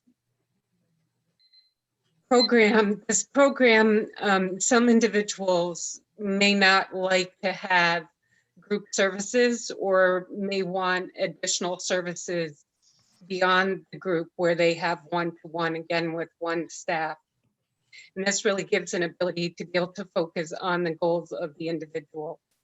We can be flexible on the time. Some individuals may have a few hours per week, while others may have, say right now, the highest we have is 20 hours per week. And that will be spread out based on the availability of the individual and of staff. So if an individual has, say, a job that they work at during the day, they may be looking for hours afterward. So some of what this program allows individuals to do is to utilize one-to-one structure, focus on meaningful community integration, focus on skill building and retention with incorporating activities developed to create growth in key areas. Goal setting process is team-based, which may focus on volunteering, health and wellness, and leisure activities. And progress towards goal success is documented. Usually the Idnv services are provided outside the home, but since COVID is occurring, we've been able to provide them in the home as well. So additional activities may include things like cooking, money skills, budgeting, living independently, and again, as we said, health and fitness. And this is one individual who receives one-to-one services. So Joe started with us in August of 2020, and he needed a lot of support and follow-up to ensure his medications were taken as prescribed and reminders to attend his medical appointments. Sometimes he wasn't sure which office the appointment was at or the exact time. So staff recognized the need to help him further, and we recommended for him to receive healthcare coordination from Sarah Nursing. And since he started receiving the HCC services, he's flourished with maintaining his medical appointment schedule and improved his overall health and taking his medication in a timely manner. So he has support staff 5 days a week. His challenging social behaviors have decreased. And he says he's grateful, and one of his greatest accomplishments is being able to go to his doctor appointments in order to work on proper diet and his medication plan. And now with all that assistance, he's been able to take control of a very difficult ongoing cough that he had for quite some time. He also looks forward to the companionship from staff in order to go shopping, research video games, go out to dinner, or just a walk. So there's a lot of different activities that we can do during this time. And again, it's very individualized based on the individual, and being one-to-one services. We can provide some really great interaction, although there may also be group interaction based on the fact that staff who are one-to-one with various individuals can meet up, and they can do like a peer meetup, or spend some time with some of their peers who are with their one-to-one staff. And now I'll go back to you, Terrell. All right, so thank you, Dinah. So the other part of our days of point services are our DSO site-based locations, which are Madison, North Haven, and Westbrook, which is also our home office as well. And as you see on the slide, we have Diane, which was one of our newer people who have joined the Sarah family back in July of 2020. And obviously that was in the midst of the pandemic. That was a trying time for sure. And one of the good things that we had going on was that we were able to, onboard her into the program and utilize our virtual services, which we were doing through LifeSize. So she was able to not only integrate herself very slowly back into the program as we returned back in July, but she was also to have the option to just say, Monday and Tuesday, she was in person, and then the rest of the week getting those virtual services. So since she's been with us, she's been able to do arts and craft, Meals on Wheels, volunteering at High Hopes, which is one of the providers that we work with at the horse farm, and doing an equine therapy program. She enjoys cooking and baking, music and dancing and exercising. Also with that, she has started to receive in-home support services, and she enjoys that as much. With our participants, we've started to use an LCE curriculum, which is looking at their goals, and with those goals, we then kind of formalize that in an education-based way so that we're working on with them one-on-one, one-to-one. We also, with our virtual services, we put out a schedule for them weekly, and that has 15 different activities. In those activities, we're doing our music therapy, we're doing a Get Fit program, which is exercise-based with the YMCA, and then we're also offering them sign language as well. Outside of those, we have a whole bunch of other different partnerships. As you see right here, we have Donald, who is with the horses at the High Hopes. We work with the library, we go out, we pick up books, and we deliver those things like that to our families and individuals that are in need. We do the Brantford Meals on Wheels, as I had mentioned, and the Brantford Food Council. We're picking up food and dropping off those things as well. As far as the referral process, those referrals get sent over to us. We communicate with the families. We set up our tours. Once the tours are set up, after that, we do our trial base where, you know, the individuals get to come in, they get to see the site, they get to meet the individuals, and we move forward from there. So that is the end of our presentation. Thank you very much, guys. Thank you, Terrell and Diane. Appreciate it. Okay, that is the end of our presentations. Thank you. I want to thank all the presenters for keeping it the time in very good time. We were right on schedule. So we're going to start and open it up to questions. We're going to answer the questions that have been posted first in the chat.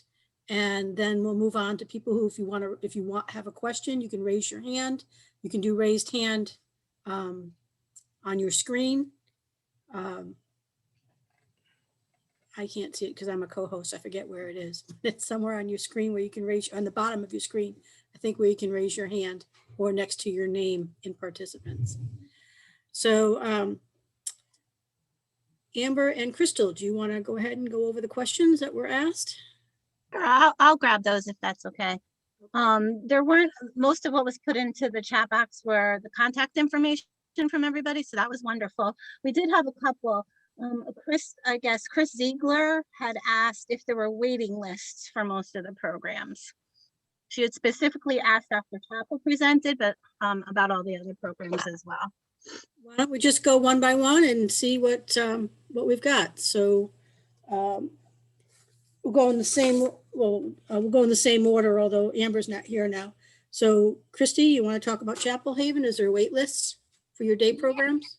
Yeah, so for the DSO, there's not really a wait list. You know, the process is a little bit tricky now with COVID. So, I mean, it would be a virtual start if for anybody who were to join right now, and then probably, you know, would follow up with some in-person sampling before they started in person on campus once we're able to resume. But no, we're open and doing admissions. So great. Kimberly or Tina for Hark. Hi, I'll speak. No, currently we do not have a waiting list. You know, we do the typical transition meetings that would be held over Zoom. We would love for people to come and do a tour of our home base building in Hartford. You know, get to meet the families, the support teams, but we do not currently have a waiting list. We are following CDC guidelines and following capacity standards. So. Thank you. St. Vincent's, Sonia. Hi, we do have a waiting list, and our waiting list is kind of like all over the place because an individual would be brought into our program depending upon their line number. because we have different classrooms. One classroom might be full, that room might be the one that individual needs to be served in. So then we would put them on a waiting list. So everybody has a special place that they would go. And right now, due to COVID, we are not really, we're open, but only to individuals that can wear a mask. Because we're under Hartford Healthcare, their protocol with us is that everyone entering the building has to be able to tolerate a mask. And a lot of our folks are not able to tolerate masks. So we do, however, have Zoom. And again, it depends on the individual's level of need. That would let us know where they would be placed. Thank you. We'll address the LON after we finish going through everyone here. So Marrakech for Amanda. So we do not have a waiting list for our New Milford site. Unfortunately, for our Oak Tree, which is our Waterbury site, and our Island Lane site in West Haven, we do have a little bit of a waiting list. We actually just inquired about, I want to say 10 individuals from another program in the Orange area that's closing down. So we have a bit of a waiting list, but we're hoping by June we'll be up to date and be able to get some of the guys in there. Great. Mark, CT, Lindsay, or Marion? We missed the lighthouse. Oh, I'm sorry. Did I? I'm sorry. Lighthouse. Will, sorry about that. Oh, it's okay. No, we don't have a wait list, but we would just follow the same team process as we always would follow. And then obviously, we adhere to the CDC guidelines. So we do not have a wait list. Okay, now Mark, sorry. Lindsay or Marion? Well, actually, I'm going to defer to Delcy, our Director of Services. Hi, everybody. No, at the current time, we really don't have a wait list. We're pretty full in our GSE and are in the process of developing more GSE job sites. But for right now, we really don't have a waiting list. Our intake, and I know we didn't talk about this during Marion and Lindsay's presentation, but our intake process is usually a case manager will get a referral. It'll go to our intake facilitator. We have an intake team. We review the IP and the level of need. And then we usually will set up a meet and greet if they think they're a good fit, if we think that they're a good fit for our agency and we can meet their needs. And then we will, like I said, set up a meet and greet. And then we meet as a team again to see where they would fit in best and how we can meet their needs. And then we accept them. So, but you can if you're with DDS, you can have the case manager send the IP and the level of need packet to Mark. Great, thank you. Thank you. Okay, Ben Haven. Lisa.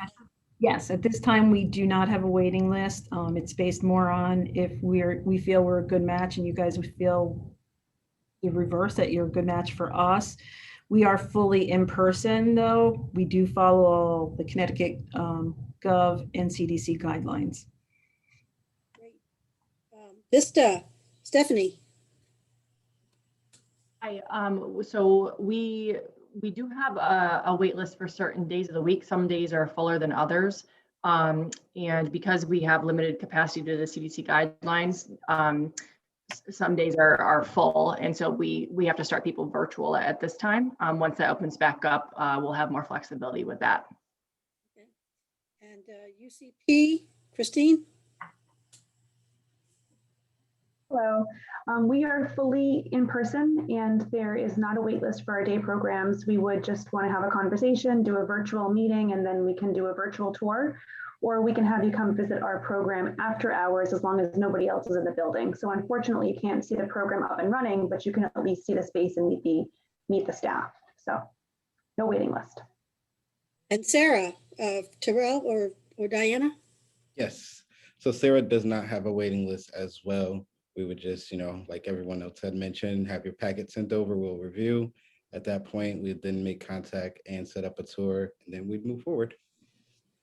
Okay, a couple people asked about Alon, L-O-N. I don't know, April or Crystal, do you want to address that?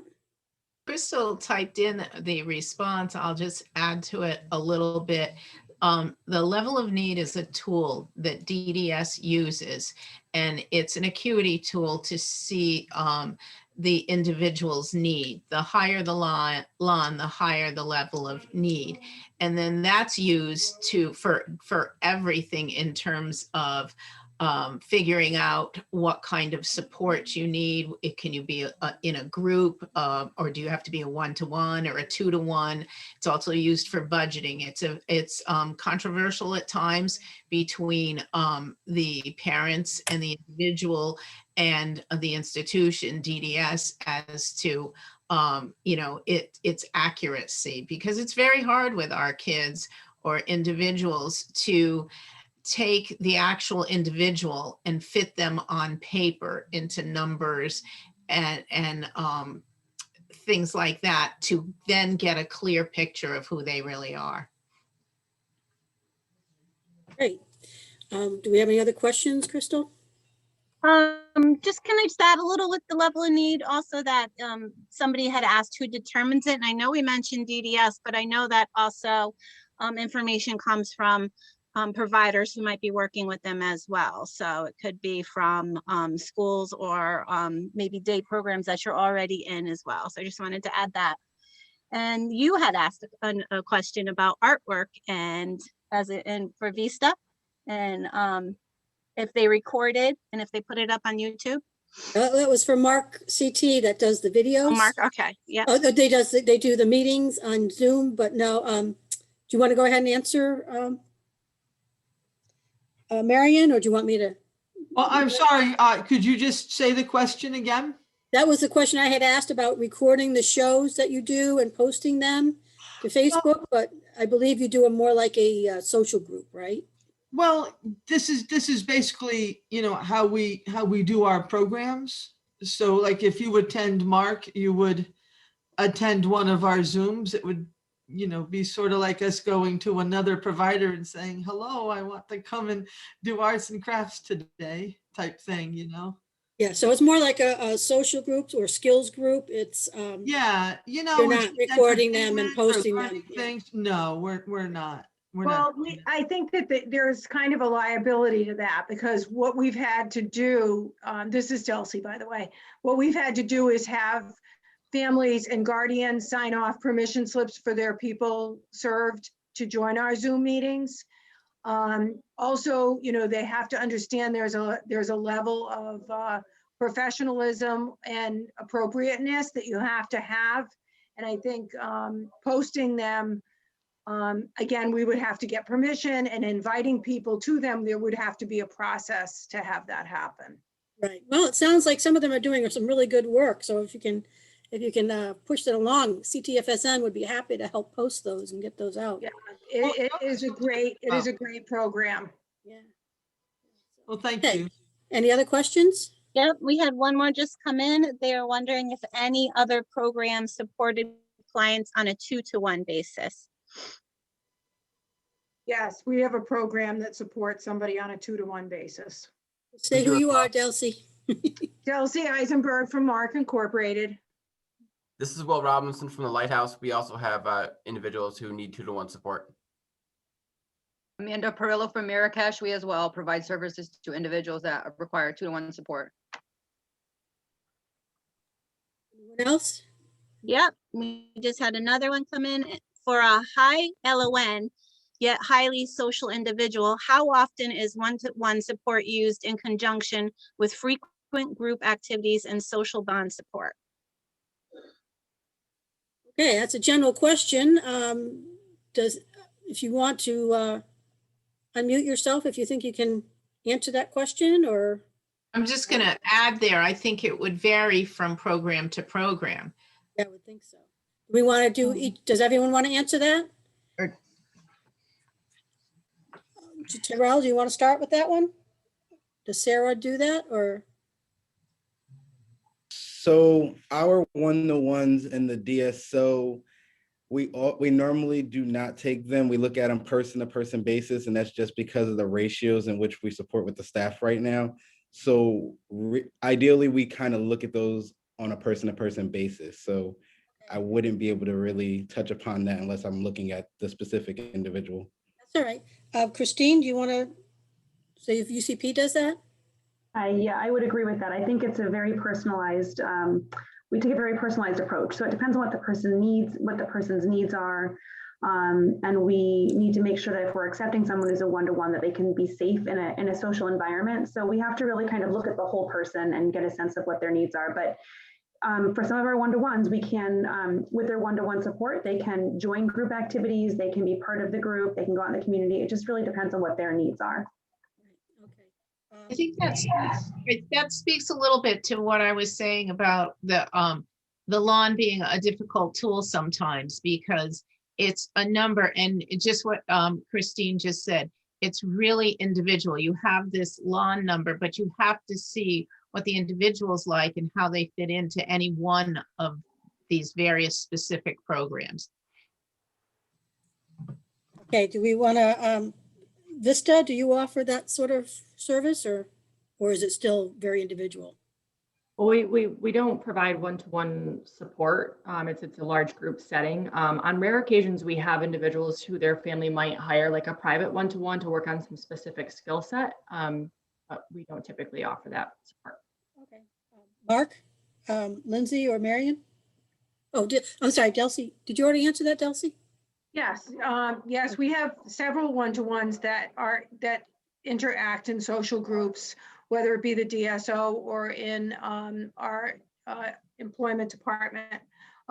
We have 5 individuals right now on our GSE, GSH program. They changed everything. So we have 5 individuals right now that work in the community that have one-to-one supports. And it really is a great program.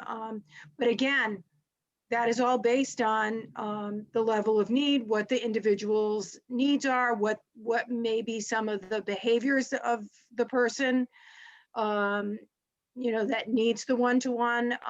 So there's so many variables, and it really is an individual decision, whether you can provide that social piece. And there are some people that we've provided one-to-one supports for that don't want that social piece. That's part of this individual's developmental disability, is the socialization. So it just depends on the person. Okay. Will, do you guys take one-to-one, or again, is it? Of course, yeah, we take one-to-ones, two-to-ones. In the past, in our community volunteering program, we've had one-to-ones in the community volunteering. Again, it's person-to-person basis, just digging into what the individual really needs. The same thing as all the other providers have talked about, but we absolutely do take one-to-ones and try to integrate as most as we can. Okay. Amanda from Ameritech? Yes, at Marrakesh, we obviously we do take one-to-ones. Our autism service program, majority of the individuals are one-to-ones or two-to-ones. However, in our other programs, we do blended, where we like to have the groups or the one-to-ones participate in the in-house activities we are offering. Of course, it's up to their toleration, so it would vary on what their programming is and what we're working on with them. Okay. Sonia from Changing Images, St. Vincent's. Did you answer this question already, Sonia? No, I didn't.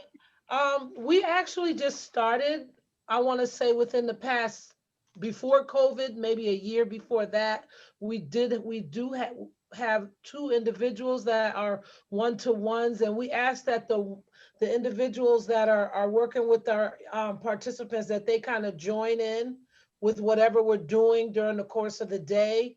And again, like everyone else said, it's an individual thing. Each person, we have to assess and see where they are and what their needs are. So it's just basically that line and seeing where that individual is and what their needs are. But we do accept one-to-ones as long as we have the proper staffing for them.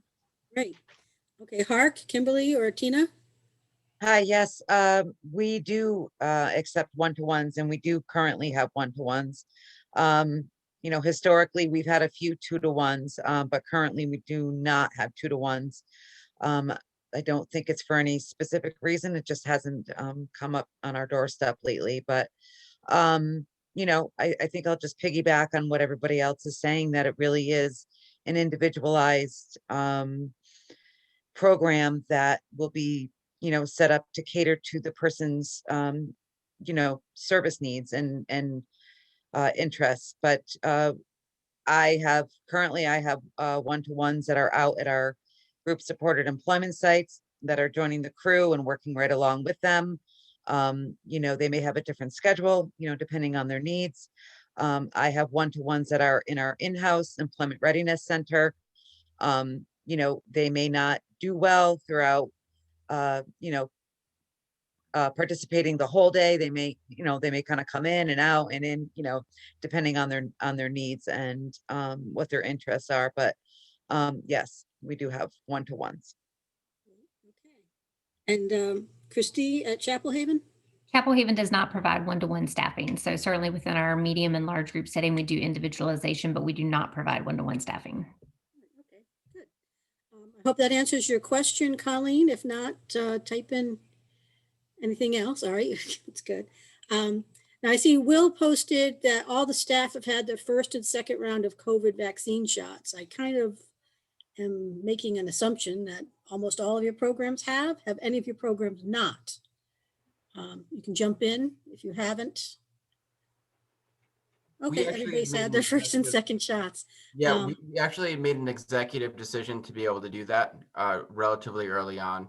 It was important to us, and especially to our executive director, who got the first shot actually out of anybody in the agency, just to be able to do that for the safety of our individuals. You know, we work with a lot of very vulnerable people, and to be able to do that was absolutely important for our agency. I got my second shot and pretty happy about it. So that's just our perspective anyway. I know my son is at Chapel Haven as a resident, so I know they've gotten their shots there. The staff have all gotten their shots. The residents are coming up soon. But okay, are there any more questions? Anyone have any more questions? If you want to raise your hand or type it in, or you can unmute yourself and ask. New, did you have a question? No, I'm all set. Thank you. I knew. Hi there. Thank Anyone you. else have a question? I have a question, and I don't know, other people may already know this. My children were not DDS qualified, so I never used day services. But you all take DDS. I think you've all mentioned that. Yep. Take people from DDS. Do you also take either other agencies like DH or DMS or DSS payments, or do you also take private pay? So I'm going to go down the list again, start with Chapel Haven. Yeah, so Chapel Haven does private pay. We do not do DMIS. We do have adults through our ASAP program that are on the autism waiver through DSS.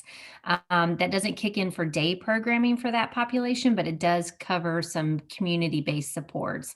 And so we do accept that. Thank you. So Hark, Kimberly or Tina?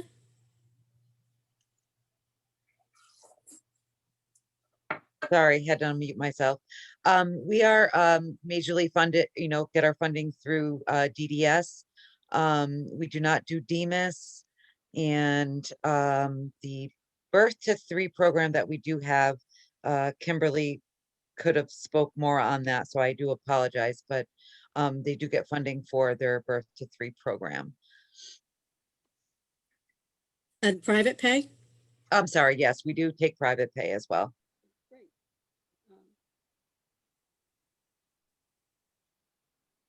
Okay, changing images, Sonia, do you guys do private pay as well, or any other services? Upon entrance here, we ask that all individuals have a DDS case manager. So that's all that I can answer as far as that goes. Okay, so they have to be a DDS individual in order to. from Okay. DES, yes. Okay, thank you. Marrakech, Amanda? Yeah, we certainly accept private pay as well. We do have a DEMIS program, so that's kind of a separate entity than us, but the day program does accept private pay. Great, okay. We'll have to talk some time about your DEMIS program as well. The Lighthouse, Will, do you guys take, I think you guys take private pay, right? Oh, yeah, yeah. We take private pay for our LaVecta program, which is for individuals on the autism spectrum who are almost college bound, maybe looking for a job or, looking to increase their independence. So we absolutely take private pay for that. We actually have a couple of homes that we have residential. So they work, they pay their bills, and then we have our staff come in and kind of instruct them and how to live independently. And then we also take private pay for our DSO. We take private pay for our employment programs as well. Okay. And what about any other service agencies? DSS? We work with DSS, our LaVecta program does. Okay, great. Mark Inc. for Lindsay or Marion? No, Delcy, I'll answer. Delcy, okay, Delcy, sorry. We take DDS, of course, and we do private pay, and that's it. Ben Haven, Lisa? We are funded through school districts, DDS, and we also do private pay. Vista, Stephanie? Yes, hi, we have DDS, private pay individuals, we have ABI, autism waiver, some DEMIS individuals in the Discover program. We haven't yet worked with the DEMIS in the day programs, but we work pretty hard with funding sources to try to flex them and see if they could work with us, so. Great. I didn't realize ABI was separate. I thought that was through DSS. Oh, maybe it is. Oh, okay. It might be. I don't know. But yeah, the waiver programs, I should have mentioned the other waiver programs. I didn't think of that. Thank you for mentioning that. Yep. UCP, Christine. Hi. Yes, UCP is funded through DDS, and then we also accept private pay or funding through the school system as well. Great. And Sarah? Yes, we're funded through DDS, and we do accept private pay. Okay, great. Okay, good. I didn't know if that prompted any new questions. No, I guess not. Well, I guess we're done. If no one has any questions, I'm just looking to see if anyone unmuted themselves. I don't see anybody. So I want to thank you all very much. I want to thank our presenters for very good information. And I want to thank all of our guests who joined us. And if you have any questions that you think of and later on, you can always send them to me and I'll send them on, but I will also be sending out the contact information for all of these folks and some of their information about their programs that they've sent me. And you'll be getting that in a couple of days. Thank you. Thank you. Thank you very much. Thank you, everyone. Have a good night. Okay. Bye, everybody. Thank you, Pat. Bye. Bye. Night. Bye. Bye. Thank you very much. Thank you. Good night. Night.